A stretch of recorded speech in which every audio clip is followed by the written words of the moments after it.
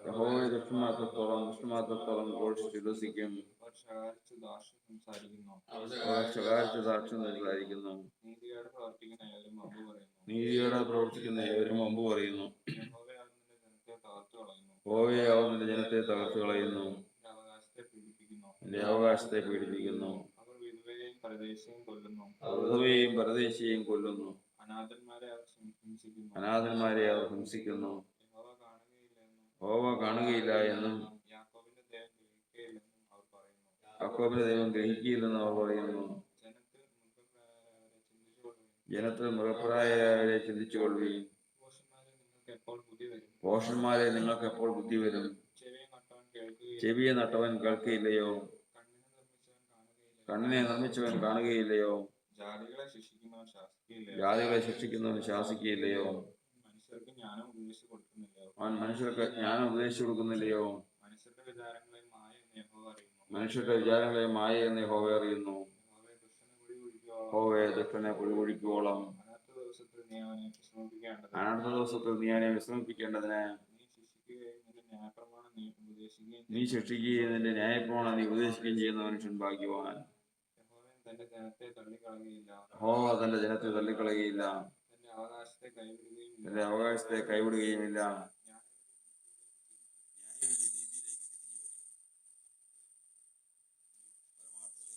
അതിനോട് യോജിക്കും.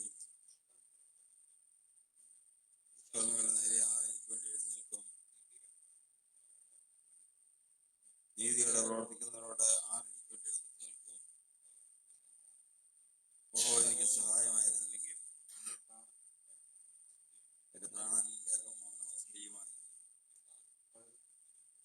എന്റെ കാൽ വഴുതുന്നു ഞാൻ പറഞ്ഞപ്പോൾ എന്നെ താങ്ങി. എന്റെ ഉള്ളിലെ വിചാരങ്ങളുടെ മുഖത്തിൽ എന്റെ ആശ്വാസം എന്റെ പ്രാണനെ തണുപ്പിക്കുന്നു. നിയമത്തിന് വിരോധമായി കർഷകം നിർമ്മിക്കുന്ന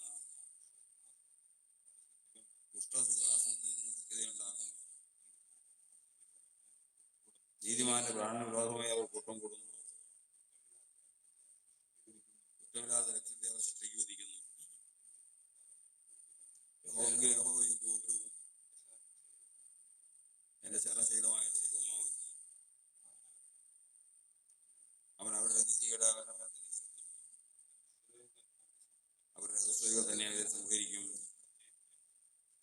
നമ്മുടെ ദൈവമായ യഹോവ അവരെ സംഹരിച്ചു കളയും. യേശുവേ, ദൈവമേ, പിതാവേ, നല്ല സമയത്തിനായി ഞങ്ങൾ കർത്താവിനെ സ്തുതിക്കുന്നു. കൃപയാൽ ഞങ്ങളെ എത്രത്തോളം നടത്തിയ ദൈവം ഇന്നും വിശ്വസനായി ഞങ്ങളോടൊപ്പം സ്തോത്രം ചെയ്യുന്നു. ഇന്ന് കർത്താവ് ഈ ആരാധനയിൽ കർത്താവ് സാധിക്കുമാറാകണം. ഞങ്ങൾക്ക് വേണ്ട ആലോചന, ഞങ്ങൾക്ക് വേണ്ട തോതുകൾ, ദൈവശക്തി, കർത്താവ് ദൈവിക നടത്തിപ്പുകൾ ഇതൊക്കെയും ഞങ്ങൾക്ക് നൽകി ഇന്നത്തെ ആരാധനയെ കർത്താവ് അനുഗ്രഹിച്ച് ഈ ആരാധനയിൽ കർത്താവ് സാധിച്ച് ഞങ്ങളുടെ പ്രാണനെ ദൃഷ്ടി വരുത്തുന്നു, ഞങ്ങളുടെ പ്രാണൻ സംസാരിക്കുന്നതായ ഒരു അവസ്ഥയിലേക്ക് കർത്താവ് ജനത്തെ കൊണ്ടുവരേണ്ടതിന് വേണ്ടി നന്നായി പ്രാർത്ഥിക്കുന്നു. കർത്താവ് ഞങ്ങളെ സഹായിച്ച ദൈവത്തിന് സ്തോത്രം. വായിച്ച സങ്കീർത്തനായ സ്തുതിക്കുന്നു. യേശുവിൻ നാമത്തിൽ നമുക്കിരിക്കാം. കർത്താവായ യേശു ക്രിസ്തുവിന്റെ അതിപരിശുദ്ധ നാമത്തിന് മഹത്വം ഉണ്ടാകുമാറാകട്ടെ. ഇന്ന് ഈ ആരാധനയിൽ സംബന്ധിക്കുന്ന ഏവർക്കും ക്രിസ്തുയേശുവിന്റെ ധന്യമായ നാമത്തിൽ സ്നേഹവന്ദനത്തെ അറിയിക്കുന്നു. കഴിഞ്ഞ ഒരാഴ്ചത്തെ കാലം എന്നല്ല, ചില നാളുകൾ നമ്മെ വിട്ടുകടന്നുപോയി. നമ്മൾ ഉപവാസത്തിനും പ്രാർത്ഥനയ്ക്കൊക്കെയും കഴിഞ്ഞ ദിനങ്ങളിൽ കുട്ടികളെ മടക്കുവാൻ കർത്താവ് എന്തെല്ലാം നമ്മൾ ദൈവസന്നിധിയിൽ പ്രാർത്ഥിക്കും പറഞ്ഞാൽ അതൊക്കെയും പോരായ്മയായിട്ട് വരികയുള്ളൂ. പൂർണ്ണമായിട്ടും ദൈവസന്നിധിയിൽ നാം ആയിരുന്നു നമുക്ക് ഒരിക്കലും സാധിക്കുകയില്ല. കാരണം കർത്താവിൻ്റെ ആഗ്രഹം, കർത്താവിൻ്റെ ഇഷ്ടം അത് അപ്രകാരം നന്മയും പൂർണ്ണതയും പ്രസാദമുള്ളതാണ്. അങ്ങനെ തന്നെ ഒരാളത് ഏറ്റെടുക്കുക ദൈവത്തിന് മുമ്പാകെ അത് ഏറ്റവും ശ്രമകരമായ ഒരു കാര്യമാണ്.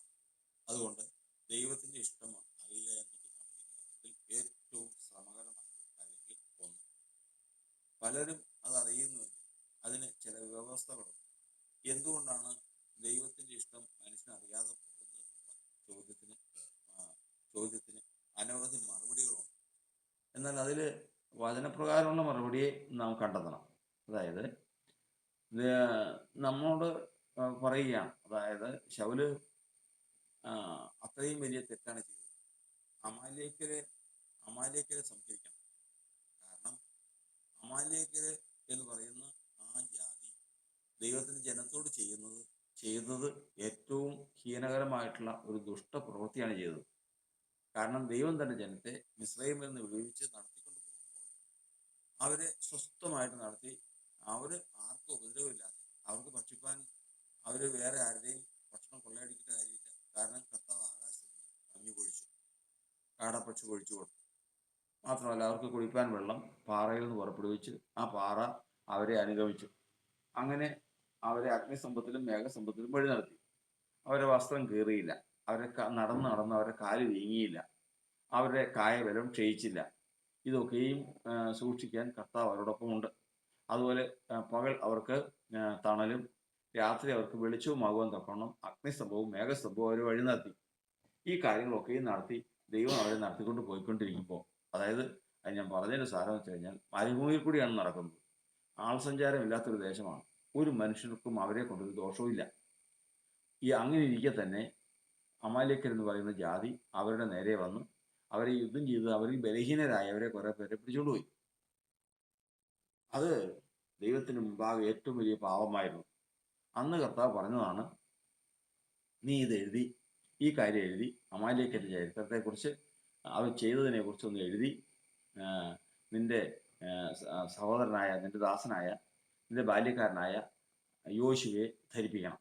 അവനെ പറഞ്ഞത് മനസ്സിലാക്കണം. കാരണം നാളെ ഞാൻ സമയം വരുമ്പോൾ ഈ അമാലേക്കൻ എന്ന് പറയുന്ന വംശത്തെ ഇല്ലാതാക്കി അവരുടെ പേര് ഞാൻ ആകാശത്തിന്റെ കീഴിൽ നിന്ന് മായ്ച്ചു കളയും എന്ന് അന്ന് കർത്താവ് പറഞ്ഞതാണ്. അത്രമാത്രം ഉഗ്രകോപം ദൈവത്തിന് അവരോടുണ്ടായിരുന്നു. ആ കാലങ്ങൾ കഴിഞ്ഞു, ഉപദ്രവിച്ചവർ പോയി, അവർ മരിച്ചുപോയി. കാലങ്ങൾ കഴിഞ്ഞു, ഇതെല്ലാം പക്ഷെ എല്ലാവരും മറന്നെങ്കിലും ദൈവം മറന്നില്ല. സമയമായപ്പോൾ ദൈവത്തിന്റെ പ്രവൃത്തി വെളിപ്പെട്ടുവാൻ സമയം വന്നു. അങ്ങനെ വന്നപ്പോഴേക്കും ദൈവം ശൗലിനെ ഏൽപ്പിച്ചു ആ ഉത്തരവാദിത്വം. കാരണം ദൈവം സ്വർഗത്തിൽ നിന്ന് അഭിഷേകം ലോകത്തിലേക്ക് വിടുന്നുണ്ടെങ്കിൽ നിശ്ചയമായിട്ടും ദൈവത്തിന്റെ ഹൃദയത്തിൽ ഇച്ഛിച്ചതും തോന്നിച്ചതും അതുപോലെ തന്നെ ദൈവം നിവർത്തിക്കാൻ ആഗ്രഹിക്കുന്നതുമായ ഏതെങ്കിലും ഒരു കാര്യം, അതും ഭയങ്കരമായ ഒരു കാര്യം, അതിനോടുകൂടി ഈ അഭിഷേകത്തോടുകൂടി ഉണ്ടായിരിക്കും എന്നുള്ളത് നമ്മൾ ദൈവത്തിന് പഠിക്കുന്ന കാര്യമാണ്. അതായത് ഇന്ന് ദൈവം അനുഭവിക്കുന്ന കാര്യങ്ങൾ, അതായത് ദൈവത്തിന്റെ ആത്മാവ് ദുഃഖിക്കുന്ന കാര്യങ്ങളുണ്ട്, ദൈവം വേദനപ്പെടുന്ന കാര്യങ്ങളുണ്ട്, ദൈവം അനുദപിക്കുന്ന കാര്യങ്ങളുണ്ട്, ദൈവം നീരസപ്പെടുന്ന കാര്യങ്ങളുണ്ട്. ഇങ്ങനെ ദൈവം അനുഭവിക്കുന്ന കാര്യങ്ങളെല്ലാം ഉള്ളിൽ സംഗ്രഹിച്ചുകൊണ്ടിരിക്കുക. ഈ സംഗ്രഹിക്കുന്നത് സ്പിരിറ്റിലാണ്, അതായത് പരിശുദ്ധാത്മാവിലാണ് സംഗ്രഹിക്കുന്നത്. ഇങ്ങനെ ഒരു കോപമാണെങ്കിൽ ആ കോപം ഇങ്ങനെ ദൈവം സംഗ്രഹിച്ച് ദൈവത്തിന്റെ ഉള്ളിൽ, ദൈവത്തിന്റെ ആത്മാവിൽ ഇത് കൂടിക്കഴിയും. അപ്പോൾ ചെയ്ത പ്രവൃത്തി, ചെയ്യുന്ന പ്രവൃത്തി അനുദപിക്കാൻ അവൻ അവസരം കൊടുത്തിട്ടും സാധിക്കുന്നില്ല എന്ന് കാണുമ്പോൾ ദൈവം അവനെ കൊണ്ട് അനുഭവിച്ച, ഇപ്പോൾ ഉദാഹരണമായിട്ട് ആഹാബിനെ എടുക്കുകയാണെങ്കിൽ, ആഹാബ് ദൈവത്തോട് ചെയ്ത ദ്രോഹം, ആഹാബ് ഭാര്യ ഇസബേലിന്റെ സ്വാധീനത്താലും ഉപദേശത്താലും ദൈവത്തോട് ചെയ്ത ദ്രോഹം ഏറ്റവും വലുതാണ്. അങ്ങനെ ആഹാബ് ചെയ്ത ഓരോ തെറ്റും ദൈവത്തിന് കോപം ഉണ്ടാക്കിക്കൊണ്ടിരുന്നു. അങ്ങനെ കോപിച്ച് ദൈവം ദുഃഖിച്ചു, ദൈവം വേദനിച്ചു. ഇങ്ങനെ ഈ വേദന മുഴുവനും ചെന്ന് പരിശുദ്ധാത്മാവിൽ കൂടിക്കൊണ്ടിരിക്കുകയാണ്. എന്നാൽ ഒടുവിൽ അവൻ ഒരു പാപം ചെയ്തു. അതായത് നീതിമാനായ നാബോത്തിനെ കല്ലെറിഞ്ഞു കൊല്ലാൻ അവസരമുണ്ടാക്കി കള്ളസാക്ഷികളെ കൊണ്ട് അതിന് നേരെ കൂട്ടുകെട്ടുണ്ടാക്കി അവനെ കൊല്ലിച്ചു. അപ്പോൾ ഇവൻ ചെയ്ത തെറ്റുകൾ ഓരോന്നോരോന്ന് കൂടിക്കൊണ്ടിരിക്കുക. ഇതോടുകൂടി അങ്ങ് മുഴുത്തു. അങ്ങനെ അതൊരഭിഷേകമായി തീർന്നു. അപ്പോൾ ദൈവത്തിന്റെ അഭിഷേകം എങ്ങനെ ഉളവാകുമെന്ന് ചോദിച്ചു കഴിഞ്ഞാൽ, ഒന്നാമത്തെ തന്നെ ദൈവത്തിന്റെ ഉള്ളിൽ ഒരു കാര്യം പ്രതികാരമായിട്ടോ ആവശ്യമായിട്ടോ പ്രസാദമായിട്ടോ ഏതെങ്കിലും തരത്തിൽ ആവശ്യം ഹൃദയത്തിൽ ഉരുക്കൂടും. അങ്ങനെ ഉരുക്കൂടിക്കഴിഞ്ഞാൽ ആ ആവശ്യം പൂർണ്ണമായി കഴിയുമ്പോൾ, ഇപ്പോൾ ഒരാൾ തെറ്റ് ചെയ്യുവാണെങ്കിൽ ആ തെറ്റ് പൂർത്തീകരിച്ചു കഴിയുമ്പോൾ ആ അഭിഷേകം പൂർത്തീകരിച്ചു കഴിഞ്ഞു. അങ്ങനെ സ്വർഗത്തിൽ അഭിഷേകം ഒരുങ്ങിയിരിക്കുക. ഇനി ഈ അഭിഷേകം ആർക്കെങ്കിലും കൈ കൊടുക്കണം. അതായത് വാള് പോലെയാണത്. ചെയ്ത തെറ്റ് മുഴുവനും ഉണ്ട്. ആഹാബ് ഗൃഹം ചെയ്ത തെറ്റ് മുഴുവനും ദൈവത്തിന് മുമ്പാകെ ഉണ്ട്. അത് അഭിഷേകമാണ്. ഇനി ഈ അഭിഷേകം ആരെങ്കിലും ഏൽപ്പിക്കണം, അത് നിവർത്തിക്കാനായി. അങ്ങനെ ഇരിക്കുമ്പോൾ യേഹു എന്ന് പറയുന്ന ആഹാബിന്റെ തന്നെ പടനായകനായിരിക്കുന്ന യേഹു എന്ന് പറയുന്ന ആ യേഹുവിനെ തിരഞ്ഞെടുത്തു. എന്തുകൊണ്ട് യേഹുവിനെ തിരഞ്ഞെടുത്തു? അതൊക്കെ അതിൻ്റെ വഴികളൊക്കെയും ഏറ്റവും പഠിക്കേണ്ടതും അത് ഏറ്റവും ഒരു ദൈവത്തിന്റെ പൈതലിന്റെ ജീവിതത്തിൽ ഏറ്റവും ശ്രദ്ധിക്കത്തക്കതും, അത് ശ്രദ്ധിച്ചാൽ അവന്റെ ജീവിതം ക്രമീകരിക്കാവുന്നതുമായ അനവധി കാര്യങ്ങൾ അതിനകത്തുണ്ട്. കാരണം ആഹാബ് കള്ള കേസുണ്ടാക്കി വിചാരണ ചെയ്ത് നാബോത്തിനെ കല്ലെറിഞ്ഞ് കൊന്ന് നാബോത്ത് അവിടെ വീണ് മരിക്കുമ്പോൾ, ആ രക്തം അവിടെ വീണ് മരിക്കുമ്പോൾ നാബോത്ത് നിലവിളിച്ച് അവിടെ അസ്തമിച്ചു പോയി. ഇത് കണ്ട് നായ്ക്കൾ വന്ന് അവിടെ മുഴുവൻ ചോര ചിന്തിക്കിരിക്കുക. അവിടെ വന്ന് ഈ നായ്ക്കൾ വന്ന് ഈ ചോര നക്കി. ദൈവത്തിന്റെ മുമ്പാകെ സംഭവിച്ച കാര്യമാണ്. തീർന്നു. ദൈവത്തിന്റെ സന്നിധിയിൽ അഭിഷേകം രൂപം കൊണ്ടു. ഈ ചോര നക്കിയതും നാബോത്ത് കല്ലെറികൊണ്ട് വീണതും ആഹാബ് രഥം കയറി പോകുന്നതും എല്ലാം കണ്ട് ഉള്ളിൽ വേദനിച്ച ഒരാളുണ്ട്. അതാണ് യേഹു എന്ന് പറയുന്ന മനുഷ്യൻ. അപ്പൊ അതായത് അനീതി കണ്ട് വേദനപ്പെടുന്ന ജീവിതങ്ങൾ ഏത് കാലഘട്ടത്തിലും ഉണ്ട്. അവരെ ദൈവം നോക്കിക്കൊണ്ടിരിക്കുക. കാരണം ഇവൻ കൊള്ളാമെങ്കിൽ ഇവനെ ഏൽപ്പിക്കരുത്. ഏത്? സ്വർഗത്തിൽ ദൈവത്തിൽ ഒരു കൂടി വന്നു കഴിഞ്ഞാൽ ഈ അഭിഷേകത്തെ ഇവനെ ഏൽപ്പിക്കാം. കാരണം അവനത് നിർവഹിക്കും. അതിനുവേണ്ടി ആളെ നോക്കിയിരിക്കുമ്പോൾ ഈ ആഹാബ് ഗ്രഹം ചെയ്ത സകല വൃത്തികേടുകളും സകലവിധ ദോഷങ്ങളും സകലവിധ ദുഷ്ടതകളും കണ്ട് വേദനപ്പെട്ടിരിക്കുന്ന മനുഷ്യരിൽ ഏറ്റവും പ്രധാനിയാണ് യേഹു. കർത്താവ് പറഞ്ഞു, ഒരു കാര്യം ചെയ്യും, നീ പോയി യേഹുവിനെ അഭിഷേകം ചെയ്യണം. ഏലിയാവിനോട് പറഞ്ഞതാണ്, അഭിഷേകം ചെയ്യണം യേഹുവിനെ. കാരണം ഈ അഭിഷേകം, ഈ വാൾ അവനെ ഏൽപ്പിക്കണം, അവനത് നിർവഹിച്ചോളും. അങ്ങനെയാണ് ഏലീശ പ്രവാചകൻ തൻ്റെ ബാല്യക്കാരനെ വിളിച്ചു പറഞ്ഞ്, നീ ചെന്ന് നിംശിയുടെ മകനായ യേഹുവിനെ അഭിഷേകം ചെയ്യണം. അഭിഷേകം ചെയ്യുമ്പോൾ നീ ഈ കാര്യം പറഞ്ഞോളണം. എന്താ? നിന്നെ അഭിഷേകം ചെയ്തത് എന്തിനു വേണ്ടിയിട്ടെന്നറിയാമോ? നിന്നെ അഭിഷേകം ചെയ്ത് ആഹാബ് ഗ്രഹത്തെ ഇല്ലാതാക്കി കളയണം. അതിനു വേണ്ടിയിട്ടാണ് ഈ അഭിഷേകം. കാരണം ആഹാബ് ഗ്രഹം ദൈവത്തോട് ചെയ്ത ദ്രോഹം, ദൈവസഭയോട് ചെയ്ത ദ്രോഹം മുഴുവനും ദൈവം സംഗ്രഹിച്ച് അഭിഷേകമാക്കി കൊണ്ടുവന്നിട്ട് ഇവിടെ കൊണ്ടുവന്നിട്ടുണ്ട്. അത് അവൻ്റെ മേൽ കൊണ്ടുപോയി വെക്കണം. പിന്നെ അവൻ ചെയ്തോളൂ. അങ്ങനെ ബാല്യക്കാരൻ വന്ന് യേഹുവിനെ കണ്ടു, യേഹുവിനെ അഭിഷേകം ചെയ്ത് കാര്യം പറഞ്ഞതിന് ശേഷം ബാല്യക്കാരൻ ഓടിപ്പോയി. നാളുകൾക്ക് ശേഷം നമുക്കറിയാം, ആഹാബ് ഗ്രഹത്തെ ഇല്ലാതാക്കി കളഞ്ഞു. അവരുടെ മക്കളെ മുഴുവനും തല വെട്ടി, നമ്മൾ ഫലങ്ങളൊക്കെ മാങ്ങയും ചക്കയും തേങ്ങയൊക്കെ വെട്ടിക്കൂട്ടുന്നത് പോലെ ആഹാബിൻ്റെ മക്കളുടെ തല 2 കൂട്ടമായിട്ട് അരമനയുടെ വാതിൽക്കൽ 2 കൂട്ടമായിട്ട് കൂട്ടി. അത്ര മാത്രം. ഇതെല്ലാം ചെയ്ത് ബാലിൻ്റെ ആരാധകരെ മുഴുവൻ കൊന്നു, ഇസബേലിനെ കൊന്നു, സകലത്തിനും കൊന്നു, സകലത്തിൽ ഒരു നാശം അങ്ങ് നടത്തി. അത് കഴിഞ്ഞതിന് ശേഷം യേഹു എന്ന് പറയുന്ന ഒരു കാര്യമുണ്ട്. എന്താണ്? യേഹു എന്ന് പറയുകയാണ്, എന്താ ചെയ്തേ? ഈ സംഭവിച്ചതൊക്കെ എന്താ? രാജ്ഞി മരിച്ചു, അവരുടെ മക്കൾ മരിച്ചു, ഇത്രയും വലിയൊരു സംഹാരം ഇസ്രായേലിൽ നടന്നു. പക്ഷെ ഒരു കാര്യം ഓർത്തുകൊള്ളണം, മനുഷ്യനല്ല ഇത് ചെയ്തത്, പിന്നെയോ ദൈവമാണ് ചെയ്തത്. എൻ്റെ പേരിലൊന്നും തെറ്റില്ല. കാരണം ഞാനല്ല ഇത് ചെയ്തത്, അത് യേഹു അല്ല ചെയ്തത് അഭിഷേകമാണ് ചെയ്തത്. അഭിഷേകമാണ് ചെയ്തതെങ്കിൽ അതിന് ഉത്തരവാദി ആരാ? ദൈവമാണ് ചെയ്തതെങ്കിൽ അതിന് ഉത്തരവാദി ആരാ? മനുഷ്യൻ തന്നെയാണ്. മനുഷ്യൻ ചെയ്ത പ്രവൃത്തി അഭിഷേകമാക്കി തീർത്തത് അവൻ തന്നെയാണ്. അത്ര കൃത്യമാണ് ദൈവത്തിന്റെ പ്രവൃത്തിയും ദൈവത്തിന്റെ അഭിഷേകവും ലോകത്തിലെ അവരുമായിട്ടുള്ള ബന്ധവും. അതുകൊണ്ട് നമ്മളൊന്നും ചിന്തിക്കേണ്ടത് ഇതാണ്. നമ്മൾ ഇവിടെ അനുഭവിക്കുന്നതും നമ്മൾ ചെയ്യുന്നതുമായ ഓരോ പ്രവൃത്തിയും ദൈവം അനുഭവിച്ചുകൊണ്ടിരിക്കുക, ദൈവത്തിന്റെ അടുക്കലേക്ക് വന്നുകൊണ്ടിരിക്കുക. അപ്പൊ ദൈവത്തിന്റെ പക്കൽ മോക്ഷമൊന്നുമില്ല. ഞാൻ ദൈവത്തിനെതിരെ ദോഷമാണ് പ്രവർത്തിക്കുന്നതെങ്കിൽ ദൈവം വേദനിച്ചുകൊണ്ടിരിക്കുക, ദൈവം ദുഃഖിച്ചുകൊണ്ടിരിക്കുക. ദൈവത്തിന് ദുഃഖിച്ചുകൊണ്ടിരിക്കുന്നത് നിശ്ചയമായിട്ടും അതിനകത്ത് അഭിഷേകം രൂപപ്പെട്ടുകൊണ്ടിരിക്കുക. ഒടുവിൽ ഈ ആത്മാവ് തന്നെ, ദുഃഖിച്ച ആത്മാവ് തന്നെ അഭിഷേകമായിട്ട് വരും. അഭിഷേകമായിട്ട് വന്നു കഴിഞ്ഞാൽ മേടിക്കേണ്ടത് മേടിക്കും. അതുകൊണ്ടാണ് വചനം പറയുന്നത്, ആത്മാവിനെ ദുഃഖിപ്പിക്കരുത്, ആത്മാവിനോട് എതിർത്ത് നിൽക്കരുത്, ആത്മാവിനെ കെടുക്കരുത് എന്ന് പറയുന്നത് അതുകൊണ്ടാണ്. കാരണം ആത്മാവിനെ കെടുത്തു കഴിഞ്ഞാൽ, ആത്മാവിനെതിരെ നിന്ന് കഴിഞ്ഞാൽ, ആത്മാവിനെ വേദനിപ്പിച്ചു കഴിഞ്ഞാൽ അത് അഭിഷേകമായിട്ട് രൂപാന്തരപ്പെടുത്തപ്പെട്ടതിന് ശേഷം നാളെ ആ ആത്മാവ് നമുക്ക് ശിക്ഷയ്ക്കായിട്ട് പ്രവർത്തിക്കാൻ അവസരം വരും. അതുകൊണ്ട് അത് പാടരുതെന്നാണ് നമ്മൾ ഈ പറഞ്ഞതിന്റെ സാരം.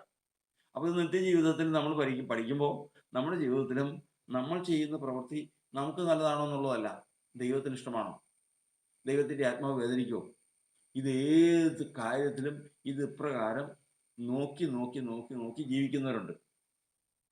ഇന്ന് ഞങ്ങളെ സംബന്ധിച്ച് പറഞ്ഞു കഴിഞ്ഞാൽ ഇന്ന് ആ ആത്മാവിന്റെ പ്രവർത്തനമാണ് ഇന്ന് ഞങ്ങൾ അനുഭവിക്കുന്നത് ഞങ്ങൾക്കറിയാം.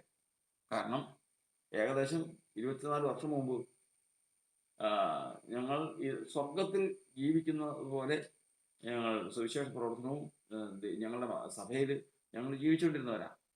അന്ന് പുറത്തേക്ക് ശുശ്രൂഷയ്ക്ക് വേണ്ടി പോയതാ. അന്ന് പോയി കഴിഞ്ഞപ്പോഴേക്കും അവിടെ അത്രയും സഹോദരങ്ങളെ കണ്ടു കഴിഞ്ഞപ്പോഴേക്കും ഇത്രയും പേര് ശുശ്രൂഷകരായിട്ട് രൂപാന്തരപ്പെടുമെന്ന് പറഞ്ഞപ്പോഴത്തേക്കും ഉള്ളങ്ങോട്ട് വല്ലാതെയായി പോയി. ഞങ്ങൾ മുഴുവൻ ഇത് വിട്ടതിന് ശേഷം അത് അവിടെ സമർപ്പിച്ച് പിന്നെ ഇങ്ങോട്ട് ശ്രദ്ധിക്കാറില്ല. അവിടെ തെറ്റി കഴിഞ്ഞതിന് ശേഷം അവിടെ വൻ കാര്യങ്ങളെല്ലാം നടന്നു. പക്ഷെ അവിടെ ദൈവോദ്ദേശമുള്ളതൊന്നും ഇല്ലായിരുന്നു. ദൈവത്തിന്റെ ഉദ്ദേശമുള്ള ഒരാൾ വേണ്ടേ? ഇല്ല. കാരണം ഒരാള് പല പ്രാവശ്യം ദൈവത്തിന്റെ ആത്മാവ് പറഞ്ഞു, ഈ കാണുന്നതല്ല കാര്യം, ഇത് കാണുന്ന മനുഷ്യൻ പുറമേ ഉള്ളതിനെ നോക്കുന്നു, ദൈവം ഹൃദയത്തെ നോക്കുന്നവനാണ്. വ്യക്തമായിട്ട് അവിടെ അതിൽ ഏറ്റവും പ്രധാനപ്പെട്ട ഒരു സഹോദരൻ ഒരു സ്വപ്നം എന്ന് പറഞ്ഞത് പ്രകാരമാണ്. ഞാൻ കഴിഞ്ഞ ദിവസം ചെല്ലുമ്പോൾ എൻ്റെ വീട്ടിലെ എൻ്റെ അമ്മച്ചി ഇരുന്നുകൊണ്ട് കരയുക. അപ്പൊ ഞാൻ ചോദിച്ചു, എന്തിനാ അമ്മച്ചി കരയണേ, എന്തിനാ കരയണേ എന്ന് ചോദിച്ചപ്പോൾ അമ്മച്ചി പറഞ്ഞ്, എടാ നിങ്ങൾ ഇത്രയും പേരുണ്ടായിട്ട് ഒരാൾ പോലും ഇല്ലാതായി പോയല്ലോടാ എന്നിങ്ങനെ കരയുക. അതായത് എൻ്റെ ജീവിതത്തിൽ ഞാൻ വർഷങ്ങൾ അധ്വാനിച്ചത് മുഴുവനും ഇങ്ങനെ നമ്മൾ ജാതിയുടെ പറയുന്ന പോലെ ചീട്ടുകൊട്ടാരം പോലെ ഇല്ലാതായി പോകുന്ന ഒരു വാക്കാണ്. കാരണം അതിനകത്തുനിന്ന് തേജസ്സിന്റെ ശുശ്രൂഷ ചെയ്യാൻ ഒരാളില്ലെന്ന് ഈ പറയുന്നതിനാണ്. സഹിക്കാൻ പറ്റുമോ? അപ്പോ അന്ന് എന്നോട് കർത്താവ് പറഞ്ഞതാണ്, നീ ഇതിനെക്കുറിച്ച് ദുഃഖിക്കും, നാളെ വേദനപ്പെടുന്ന ദിവസം വരിക എന്ന് അന്ന് പറഞ്ഞിട്ടുണ്ടായിരുന്നു. കാരണം ഞാൻ പറഞ്ഞത് മുഴുവനും, ഞാൻ ചെയ്തത് മുഴുവനും ഞാൻ വിചാരിച്ചു ഏറ്റവും വലിയ കാര്യമാണ്. ഈ ലോകത്തിൽ ഇതുപോലുള്ള കാര്യമില്ലായിരുന്നു. കാരണം അവർ ഓരോരുത്തർക്കും പുത്രത്വത്തിന് വേണ്ടിയിട്ട് പ്രാർത്ഥനയുണ്ടായിരുന്നു. അവർ ഓരോരുത്തർക്കും പുത്രത്വം പ്രാപിക്കാൻ വേണ്ടിയിട്ടുള്ള പ്രാർത്ഥന പ്രത്യേകം ഉണ്ടായിരുന്നു. അതായത് ആത്മീയ മണ്ഡലത്തിൽ അടുത്ത ഘട്ടമാണ് പുത്രത്വത്തിന്റെ മണ്ഡലം. അതിന്ന് ലോകത്തിൽ അനേകർക്കും മറിഞ്ഞിരിക്കുന്ന ഒരു കാര്യമാണ്. ആ പുത്രത്വത്തിന്റെ മണ്ഡലത്തിലേക്ക് ഓരോരുത്തരെയും കൈപിടിച്ച് കൊണ്ടുവരാൻ വേണ്ടിയിട്ട് അങ്ങ് സാധിക്കുകയും ചെയ്തതാണ്. പക്ഷെ കർത്താവ് പറഞ്ഞു, നാളെ നീ ദുഃഖിക്കും. കാരണം ഇപ്പോൾ ആ ചെയ്തത് മുഴുവനും ദൈവത്തിന്റെ ഹിതപ്രകാരമായിരുന്നില്ല. ആ സമയത്തെല്ലാം ദൈവത്തിന്റെ ആത്മാവ് ദൈവം ദുഃഖിക്കുകയായിരുന്നു. അത് അവസാനം രൂപാന്തരപ്പെട്ടു, ദൈവത്തിന്റെ ദുഃഖമായിട്ട് രൂപാന്തരപ്പെട്ടു. അവസാനം എനിക്ക് കിട്ടി. റോയി ഞാനും കൂടെ കൂടി നിൽക്കുമ്പോൾ, എല്ലാവരും ഒരുമിച്ച് കൂടി നിൽക്കുമ്പോൾ 2 മണിക്കൂർ 29 മിനിറ്റ് 2 മണിക്കൂർ 24 മിനിറ്റ് ഞങ്ങൾക്കെതിരെ ഞങ്ങളെ കള്ളന്മാരാക്കി, ഞങ്ങളെ കൊള്ളക്കാരാക്കി, ഞങ്ങളെ എല്ലാ തരത്തിലും ഒന്നും മിണ്ടിയില്ല, ഒരക്ഷരം മിണ്ടിയില്ല. ആയിക്കോട്ടെ, ശരി, ചെയ്ത തെറ്റ് ഞങ്ങൾ ചെയ്തത്. കാരണം ദൈവത്തിന്റെ വചനത്തിൽ നമ്മൾ പഠിക്കുന്നത്, അമാല്യക്ക് ദൈവത്തിൽ അഭിഷേകം ഉണ്ടാക്കി ആഹാബ് ഗൃഹം ദൈവത്തിന് അഭിഷേകം ഉണ്ടാക്കി. ഞാനും എൻ്റെ സഹോദരനും പോയി അഭിഷേകം ഉണ്ടാക്കി. അഭിഷേകം വെറുതെ ഇരിക്കില്ല, സമയമാകുമ്പോൾ തിരിച്ചു വരും. അത് അവിടെ തന്നെ വന്നു. അത് നേർക്ക് നേരെ പകരം ചോദിച്ചു. മനുഷ്യരെ തെറ്റ് പറഞ്ഞിട്ട് എന്ത് കാര്യം? ആദ്യം സ്വയം നന്നാകണം. ഞാൻ എത്ര കർത്താവിന് പറയുന്നുള്ളൂ. ആദ്യം സ്വയം നന്നാകാതെ മറ്റുള്ളവരോട് പറഞ്ഞിട്ട് കാര്യമുണ്ടോ? ഇല്ല. കർത്താവിനെ തുടർന്ന് ദൈവസന്നിധിയിൽ നമ്മൾ ചിന്തിച്ചത് എന്താണെന്നറിയാമോ? നമ്മൾ ചിന്തിച്ചത് അഭിഷേകമായിട്ട് തങ്ങളുടെ പ്രവൃത്തി രൂപാന്തരപ്പെടും എന്നുള്ള വിഷയമാണ് നമ്മൾ പ്രാഥമികമായിട്ട് ചിന്തിക്കാനായിരുന്നു.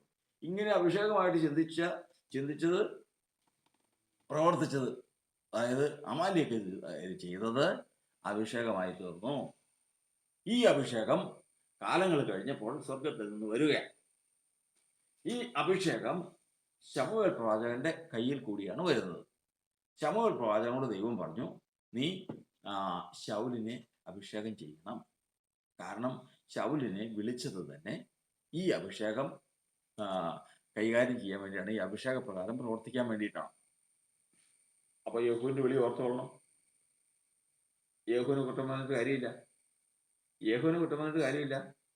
യേഹൂ അല്ല പ്രവർത്തിക്കുന്നത് അഭിഷേകമാണ്.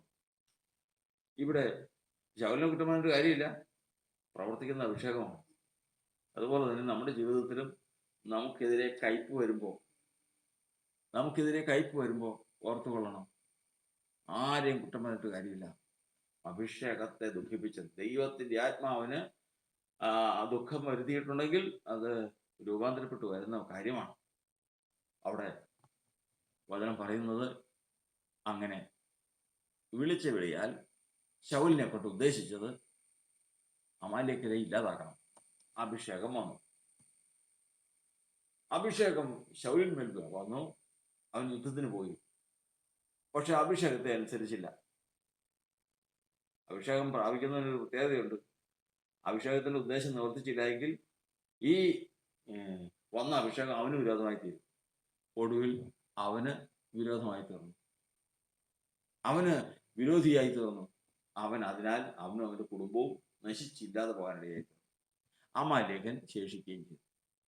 അപ്പൊ ഇന്ന് ലോകത്തിൽ നടക്കുന്ന കാര്യങ്ങളാണ് നമ്മൾ ഈ പറയുന്നത്.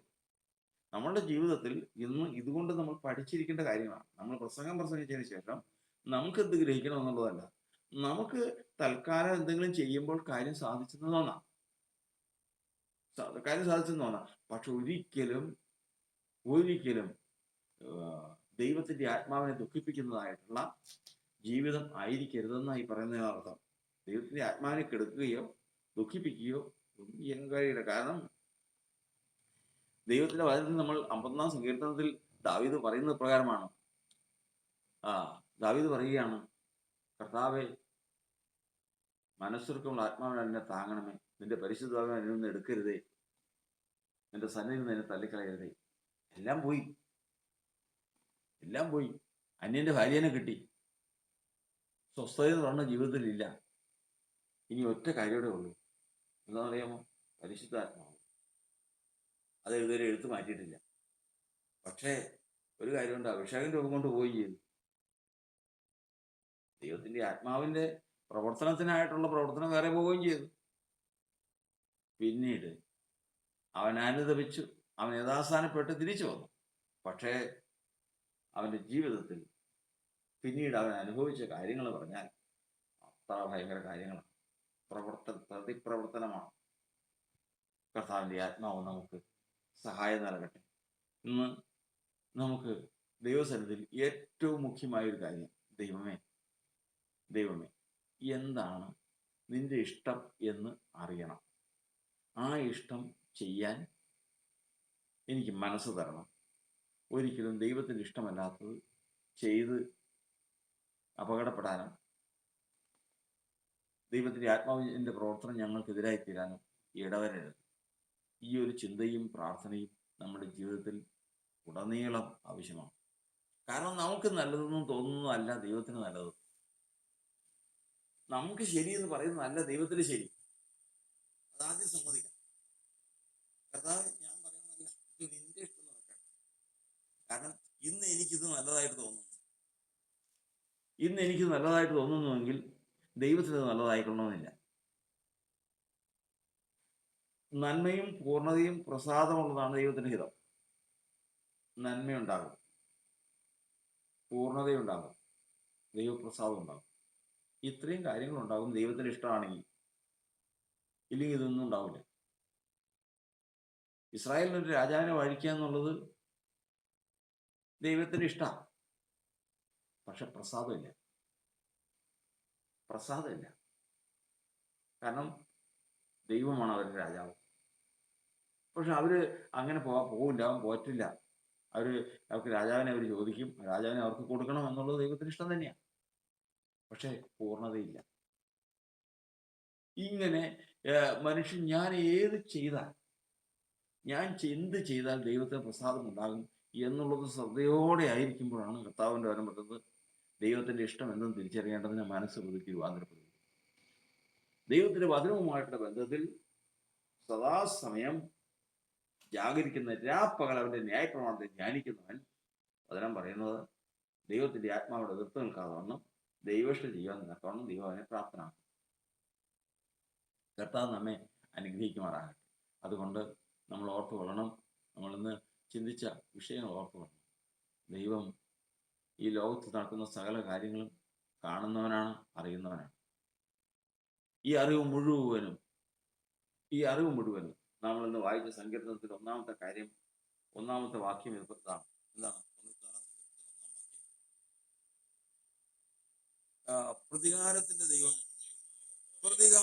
ദൈവമായ യഹോവേ പ്രകാശിക്കാൻ. വേദപുസ്തകത്തിൽ പ്രധാനമായിട്ടൊരു 4 വാക്കുകൾ: പ്രതികാരം, പ്രതിഫലം, പ്രതികരണം, പ്രതിപ്രവർത്തനം എന്നിങ്ങനെ മുഖ്യമായിട്ടൊരു 4 വാക്ക്. ഇതെല്ലാ വാക്കുകളും ഈ ഒരൊറ്റ വാക്കിൽ പ്രതിപ്രവർത്തനം എന്നുള്ള വാക്കിൽ ഇത് മുഴുവൻ പ്രതിപ്രവർത്തനം. അപ്പോ ദൈവത്തിന്റെ വചനത്തിൽ നമ്മൾ കാണുന്നത് പ്രതികാരത്തിന്റെ ദൈവമാണ്, പ്രതിഫലത്തിന്റെ ദൈവമാണ്, പ്രതികരണത്തിന്റെ ദൈവമാണ്, പ്രതിപ്രവർത്തനത്തിന്റെ ദൈവമാണ്. ഓരോരുത്തരും അവനവന്റെ പ്രവൃത്തിക്ക് തക്കവണ്ണം കൊടുക്കുവാൻ ദൈവത്തിന്റെ പക്കലുണ്ട്. എന്നാൽ ഇവിടെ സങ്കീർത്തനക്കാരൻ പറയുകയാണ്, പ്രതികാരത്തിന്റെ ദൈവമേ പ്രകാശിക്കണമേ. ആർക്ക് പ്രതിഫലം കൊടുക്കണമേ? ഡംബികൾക്ക് നീ പ്രതികാരം ചെയ്യണമേ. ഡംബികൾ, ദുഷ്ടന്മാരും ഡംബികളും. അപ്പോൾ സങ്കീർത്തനക്കാരന്റെ ജീവിതത്തിലെ ഏറ്റവും വലിയൊരു ദുഃഖമാണ് ഇന്ന് അനുഭവിക്കുന്നത്. ആരൊക്കെ നിമിത്തം? ഡംബികളും ദുഷ്ടന്മാരും നിമിത്തം. ഡംബികൾ എന്ന് പറഞ്ഞു കഴിഞ്ഞാൽ അവരിൽ നിന്ന് പുറപ്പെട്ടു വരുന്നതാണ്. വമ്പ് പറയുന്നു.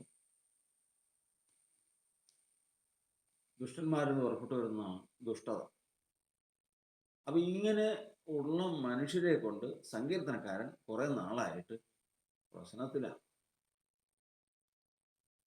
അതാണ് ഇവിടെ ഇന്ന് പറയാനുണ്ടായ കാരണം.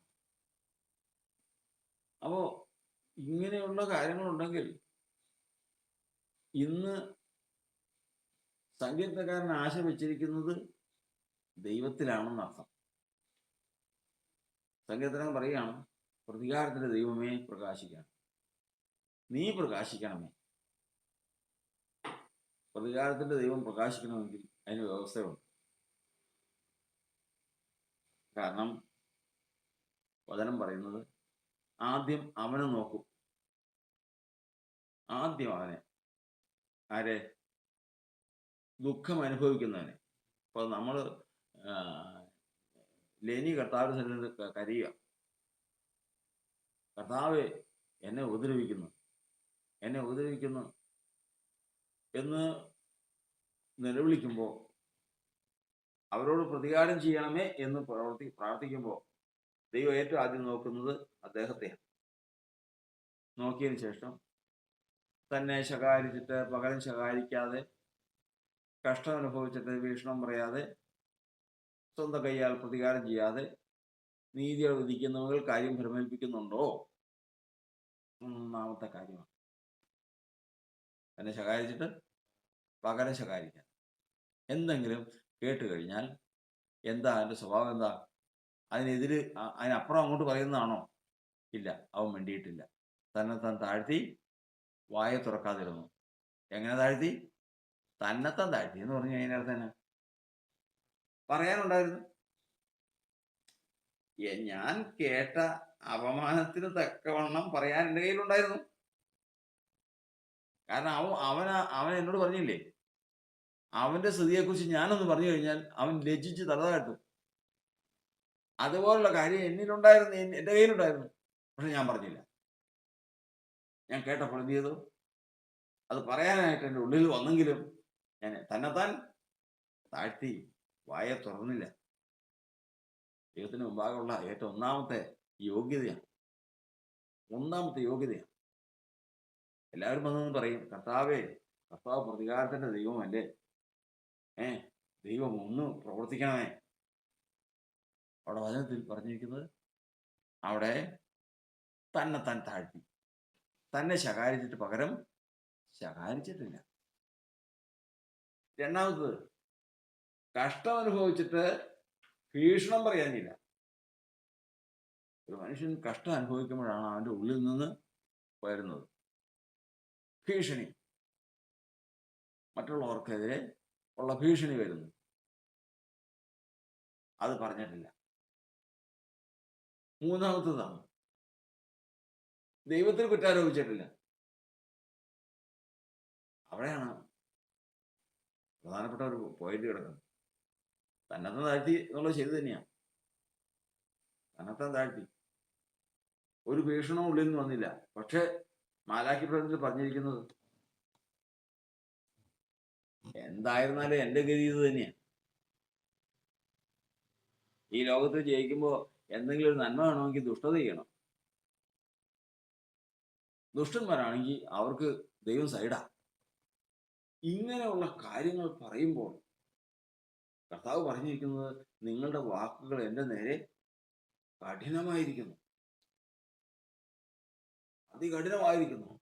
അത് ഭയങ്കരമാണ്. ആ വാക്കിന്റെ പ്രതിപ്രവർത്തനം എന്ന് പറയുന്നത് 70-ാം സങ്കീർത്തനം പറയുന്നത്, ഞാൻ ഇങ്ങനെ സംസാരിക്കാൻ വിചാരിച്ചെങ്കിൽ ഞാൻ എൻ്റെ മക്കളുടെ തലമുറയോട് ദ്രോഹം ചെയ്യുമായിരുന്നു.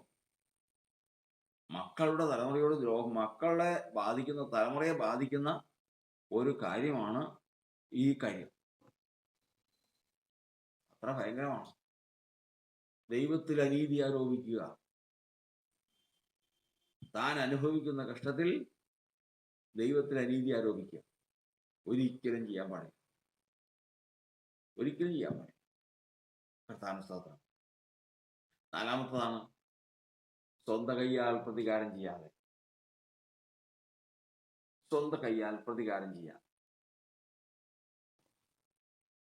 ഞാനായിട്ടൊന്നും വേണ്ട. കാരണം ഞാൻ ഈ അനുഭവിക്കുന്നത് മുഴുവനും കാണുന്നവനും കേൾക്കുന്നവനും അതിന് പ്രതികാരം ചെയ്യാൻ ഒരുങ്ങിയിരിക്കുന്നവനും ഉണ്ട്. അവൻ ചെയ്യട്ടെ, ഞാനൊന്നും ചെയ്യില്ല. സ്വതന്ത്രം. അഞ്ചാമത്തെ കാര്യമാണ്, നീതിയോടെ വിധിക്കുന്നവങ്ങൾ കാര്യം ഫലമേൽപ്പിച്ചു. ഈ ഞാൻ അനുഭവിച്ചതിലും കേട്ടതിലും എല്ലാം ന്യായം എന്താണെന്ന് ദൈവത്തിനറിയാം. ആ ദൈവം പ്രവർത്തിച്ചാണ്. ഇങ്ങനെയുള്ളവന് വേണ്ടിയിട്ടാണ് ദൈവം എഴുന്നേൽക്കുന്നതും പ്രവർത്തിക്കുന്നത്. അപ്പോൾ ഓർത്തുകൊള്ളണം, തന്നെ ശകാരിച്ചിട്ട് പകരം ശകാരിക്കാതെ, കഷ്ടം അനുഭവിച്ചിട്ട് ഭീഷണം പറയാതെ, ദൈവത്തിൽ അനീതി ആരോപിക്കാതെ, നീതിയോടെ വിധിക്കുന്നവങ്ങൾ കാര്യം ഫലമേൽപ്പിച്ചു. സ്വന്തം കൈയാൽ പ്രതികാരം ചെയ്യാതെ നീതിയോടെ വിധിക്കുന്നവങ്ങൾ കാര്യം ഫലമേൽപ്പിച്ചു. അങ്ങനെയുള്ളവന് വേണ്ടിയിട്ട് ദൈവം എഴുന്നേൽക്കും. അങ്ങനെയുള്ളവന് വേണ്ടിയിട്ടാണ് ദൈവം എഴുന്നേൽക്കുന്നത്. കാരണം ബാക്കിയുള്ളവർക്ക് വേണ്ടി ദൈവം എഴുന്നേൽക്കുന്നില്ല എന്നുള്ളതല്ല. എന്താണെന്നറിയാമോ? എന്താണെന്ന് വെച്ച് കഴിഞ്ഞാൽ, നമ്മൾ ആദ്യം പറഞ്ഞതുപോലെ, ഒരു മനുഷ്യൻ താൻ മറ്റുള്ളവർ വഴക്കുണ്ടാവണമെന്ന് കേട്ടിട്ടുണ്ട്. വഴക്കുണ്ടാകുന്നത് എന്തിനാ വഴക്ക്? പല വഴക്കുകളും നമ്മൾ പരിശോധിച്ചു കഴിഞ്ഞാൽ അന്നേരം ഉണ്ടായതല്ല വഴക്ക്, അതിനു മുമ്പേ ഉണ്ടായിട്ടുള്ള നീരസം, വഴക്ക് സംഗ്രഹിച്ചു വെച്ചതിന് ശേഷം അന്ന് പൊട്ടിത്തെറിച്ചെന്നുള്ളൂ. ഇതുപോലെ ഞാൻ അനുഭവിക്കുന്ന വേദനയും കഷ്ടതയും ദൈവം സംഗ്രഹിക്കുന്ന അനുഭവമുണ്ട്, ദൈവം സംഗ്രഹിക്കാത്ത അനുഭവമുണ്ട്. ദൈവം സംഗ്രഹിക്കുന്ന അനുഭവം എന്ന് പറയുമ്പോൾ ഞാൻ പകരം ശകാരിക്കരുത്, ഭീഷണം പറയരുത്, സ്വന്തം കൈയാൽ പ്രതികാരം ചോദിക്കരുത്, ദൈവത്തെ അനീതി ആരോപിക്കരുത്. നീതിയോടെ വിധിക്കുന്ന മക്കൾ കാര്യം ഫലമേൽപ്പിക്കണം. ഇങ്ങനെ ഉണ്ടെങ്കിൽ ഞാൻ അനുഭവിക്കുന്നത് മുഴുവനും ദൈവം സംഗ്രഹിച്ചുകൊണ്ടിരിക്കും. സംഗ്രഹിക്കുന്നത് അതിന്റെ പൂർത്തീകരണത്തിൽ വരുമ്പോൾ കോപം സംഗ്രഹിക്കുന്നത് വഴക്കായി തീരുന്നത് പോലെ ദൈവം സംഗ്രഹിക്കുന്ന തന്റെ ഭക്തൻ അനുഭവിക്കുന്ന വേദന മുഴുവനും ദൈവത്തിൽ നിന്ന് പ്രതികാരമായി തീരുന്നത് പോലെ ദൈവം ഒരു പ്രവൃത്തി ചെയ്യും. നിശ്ചയം അവന്റെ പ്രവൃത്തിക്ക് ഒരു മാറ്റവുമില്ല. അവന്റെ പ്രവൃത്തിക്ക് യാതൊരു തരത്തിലുള്ള ഭംഗവും ഉണ്ടാവില്ല. ആ പ്രവൃത്തി ശാശ്വതമായിരിക്കും. ആ പ്രവൃത്തിക്കെതിരെ നിൽക്കാൻ ആർക്കും സാധിക്കും. അതുകൊണ്ട് ദൈവത്തിന്റെ സഭയെ ഇന്ന് ദൈവത്തിന്റെ ആലോചന നമുക്ക് വേണ്ടി പ്രതികാരത്തിന്റെ ദൈവം, പ്രതിഫലത്തിന്റെ ദൈവം, പ്രതികരണത്തിന്റെ ദൈവം, പ്രതിപ്രവർത്തനത്തിന്റെ ദൈവമാണ്. ഇതാണ് നമ്മുടെ ദൈവം. ആ കുറ്റമുള്ളവനെ വെറുതെ വിടാതെ പിതാക്കന്മാരുടെ അകൃത്യം മൂന്നാമത്തെയും നാലാമത്തെയും തലമുറ വരെ സന്ദർശിക്കുന്നവനാണ് ദൈവം. സംശയമൊന്നും വേണ്ട. അതുകൊണ്ട് പ്രതിഫലം അവൻ്റെ പക്കലുണ്ട്, തരും. പ്രതികരണം അവൻ്റെ പക്കലുണ്ടാവും, പ്രതികരിക്കും. പ്രതിപ്രവർത്തനം അവൻ ചെയ്യും, പ്രതികാരം അവൻ ചെയ്യും എന്ന് സംശയമൊന്നുമില്ല. പക്ഷെ നമ്മൾ നമ്മെ തന്നെ സൂക്ഷിച്ച് നമ്മുടെ ഭാരം കർത്താവിൻ്റെ മേൽ വെച്ചാൽ, നമുക്ക് വരുന്ന നിന്ന കർത്താവിൻ്റെ മേൽ വെച്ചാൽ നിശ്ചയം സമയമാകുമ്പോൾ ദൈവം എഴുന്നേൽക്കും. ഈ കാര്യങ്ങൾക്കൊക്കെയും ഒരു പരിഹാരവും ക്രമീകരണവും ഉണ്ടാകും എന്ന് നാം വിശ്വസിച്ചുകൊണ്ട് നാം ദൈവത്തിൽ ഈ കാര്യങ്ങൾ ഫലമേൽപ്പിക്കാൻ ദൈവത്തിൻ്റെ ആത്മാവ് നമ്മെ സഹായിക്കുമാറാണ്. അങ്ങനെ നമുക്ക് കർത്താവ് പറയാം, കർത്താവെ എഴുന്നേൽക്കണം, കർത്താവെ പ്രവർത്തിക്കണമേ, കർത്താവ് പ്രവർത്തിക്കണമേ. മറ്റുള്ളവരോട് നമ്മൾ ശത്രുക്കളോട് ഇല്ലാതാക്കി കളയാനല്ല, പിന്നെയോ നമ്മൾ കടന്നു പോകുന്ന ഈ ദുർഘടങ്ങൾക്ക് ഒരു പരിധി, അതിനൊരു പ്രതിഫലം നമുക്ക് തരണം. നമുക്ക് ആരെയും ശത്രുക്കളെ ഇല്ലാതാക്കാനോ അവരുടെ മേൽ ദൈവം തീ വർഷിപ്പിക്കാനോ ഇതൊന്നുമുള്ള ആഗ്രഹമോ ചിന്തയോ ഇല്ലാതെ വേണ്ട. ദൈവം നമ്മുടെ വേദനയ്ക്ക്, യോബ് പറയുന്നത് പോലെ, അവൻ ഒരു ദിവസം എഴുന്നേൽക്കും, പൊടിമേൽ നിൽക്കും, നമുക്ക് വേണ്ടി പ്രവർത്തിക്കാൻ പ്രതിഫലത്തിന്റെ ദൈവം എഴുന്നേൽക്കട്ടെ. നിശ്ചയം അവന്റെ ഉദയം, അവന്റെ സന്ദർശനം ഉദയം പോലെ നിശ്ചയമാണ്. ദൈവത്തിന്റെ ആത്മാവിനെ സഹായിക്കും. യേശു എന്നാടിസ്ഥാനം